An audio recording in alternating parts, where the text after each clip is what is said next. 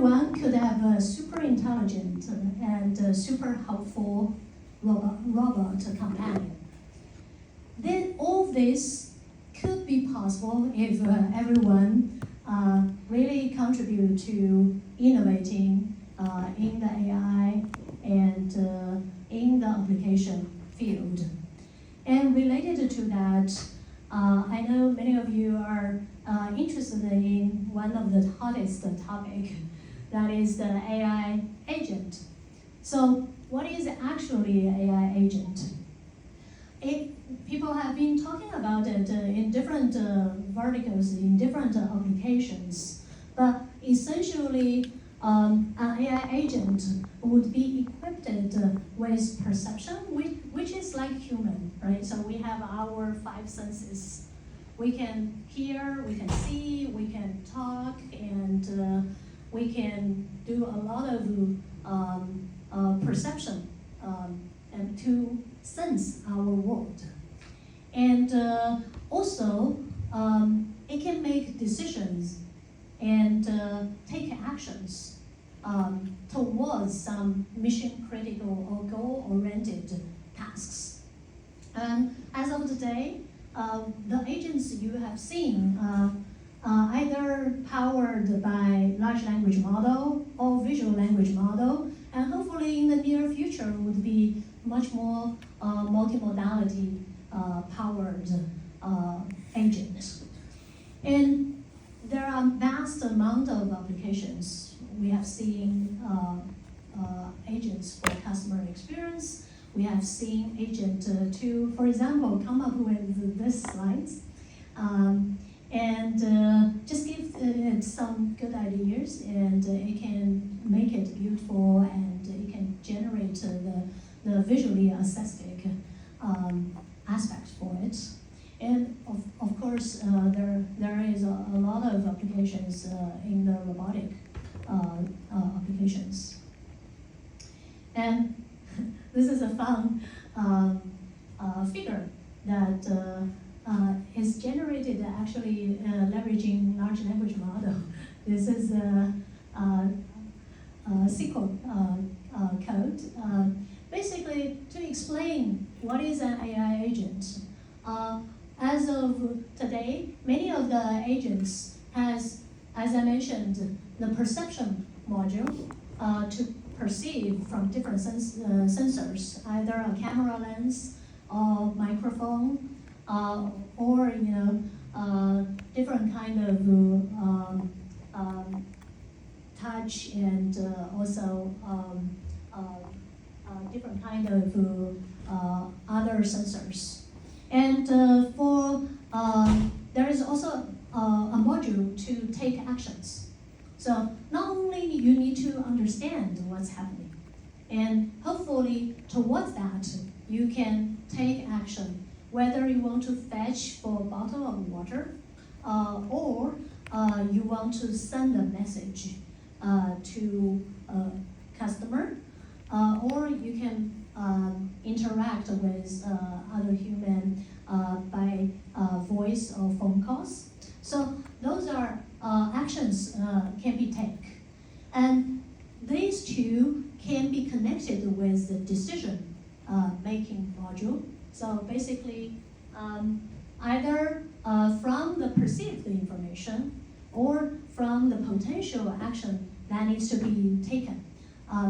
And by understanding what is the long-term memory or short-term memory, which long-term memory we typically encode that into knowledge.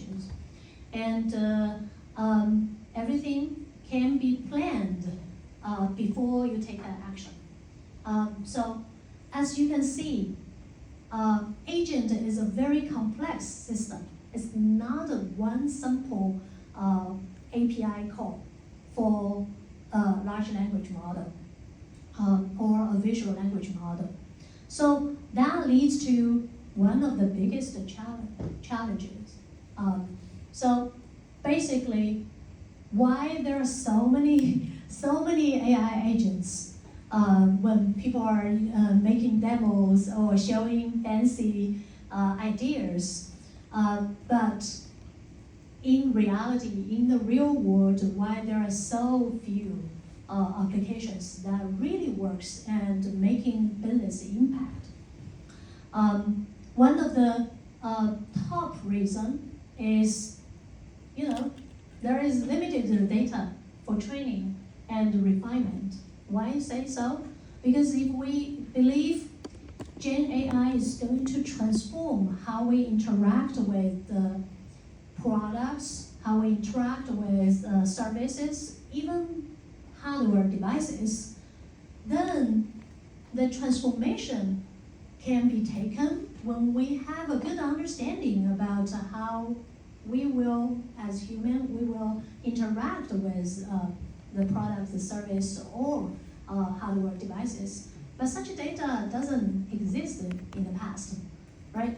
Take customer experience as a simple example, right? So in the past, either you will, if it's some burning issue, you might want to call the customer support human agent, and you might be directed from department to other department, and you'll wait for several minutes or even hours in order to get to be served.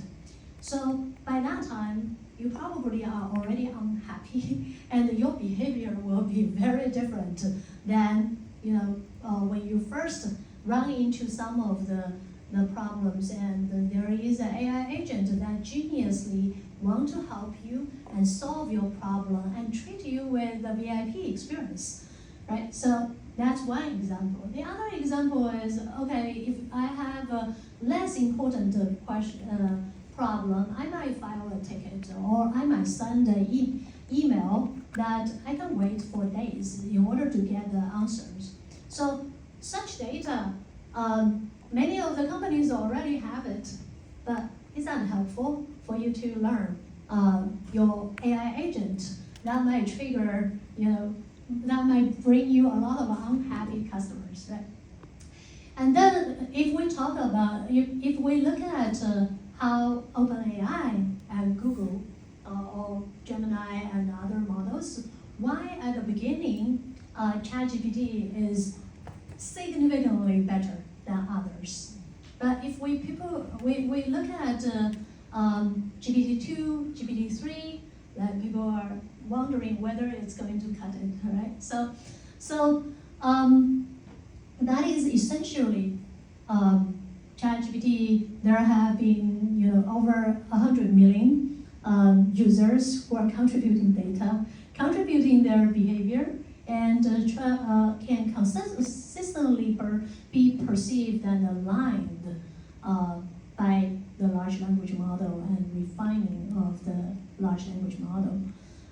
So that is the biggest hurdle to start with.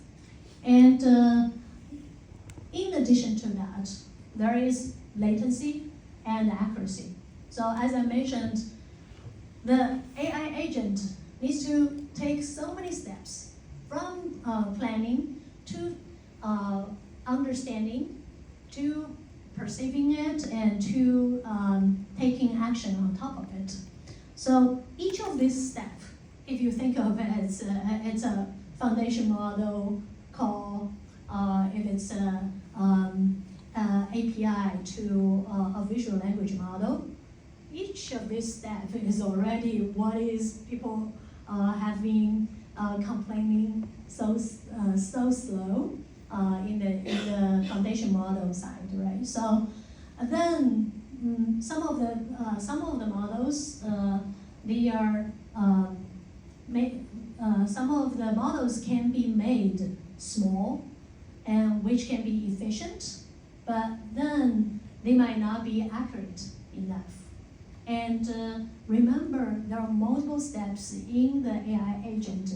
Each of these mistakes could add up together, could accumulate together. So that becomes a very practical challenge in developing accurate AI agent for mission critical tasks. So probably one thing you observe that the really good product managers, then they will understand the limitation of the technology and start to make trade-off, right? So for example, hey, if you say the accuracy is not perfect, can we use it for more chit-chat or inspiring tasks, right? If the latency is not good, so can we consider it for less time-sensitive tasks? For example, making a slides, making a report, or coming up with some of the dashboard that I can really refine it multiple times and take multiple steps along that. So here is an example for agent. You guys probably are already familiar with. This is Apple. This was Google. Oh. This is a picture of Google when showing at Demo. At Google I/O. Yes, demo. But this demo is to understand how agent works. So the demo is very good, but when you use it, it's very lousy. Is it? So here I'm showing some demo for the purpose of also understanding behind the scene what happens. Is actually by Andrew Ng's landing AI. They are using image understanding to. Oh, sorry. Not a video.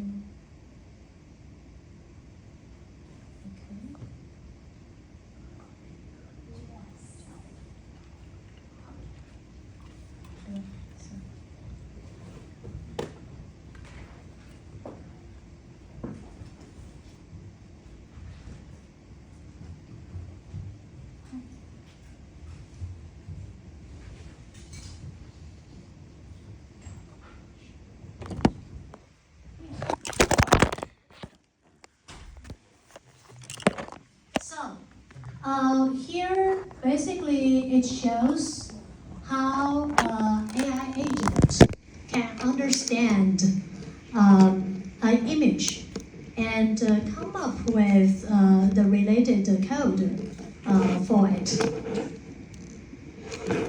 For example,